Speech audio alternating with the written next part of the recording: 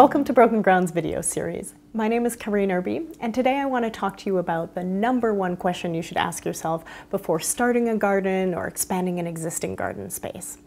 So before thinking about what you're going to grow and where you're going to grow it, the first and most important step that I think that you should take is to ask yourself the question, what is my overarching goal for my garden?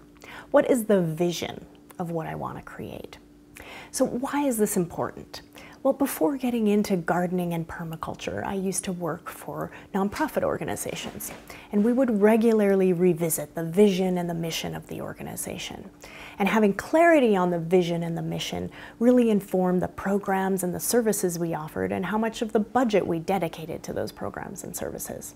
So similarly, being clear on the goal of your garden is going to determine the scale of your garden, the budget, the resources you'll need, and of course what you're going to grow. So for example, on our property, one of the overarching goals is to provide for and produce a good portion of our own food.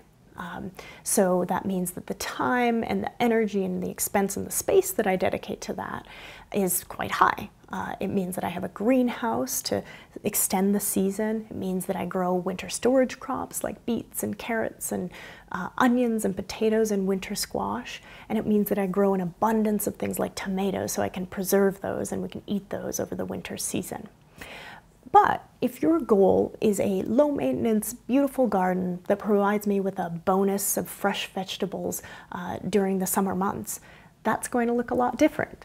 You're going to dedicate probably less space to it.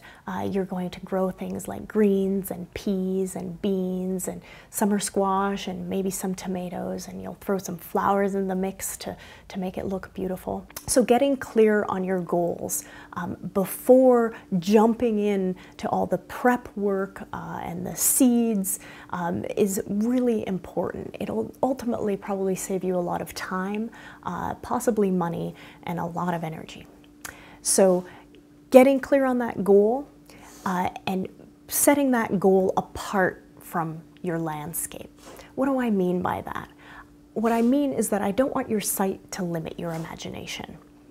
So if you have a small lot, but your goal is to produce a good portion of your own food, I don't want you to look at your lot and say, well, that's not going to be possible, so I'm going to lower my goal setting. Instead, look at that overarching goal. I want to produce a good portion of my own food.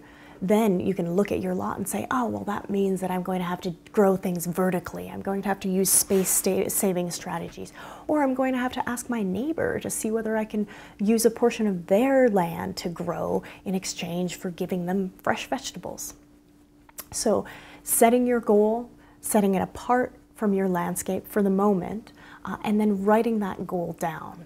Writing that goal down makes it more concrete, one, and it also gives you a great guide and a reference so that when you are sitting down with all those seed catalogs and you're a bit overwhelmed by what am I going to order and what vegetables I should grow, you can go back to that goal and say, oh, okay, well, if that's my goal, then that means that this is what I need to order and what I need to grow this season.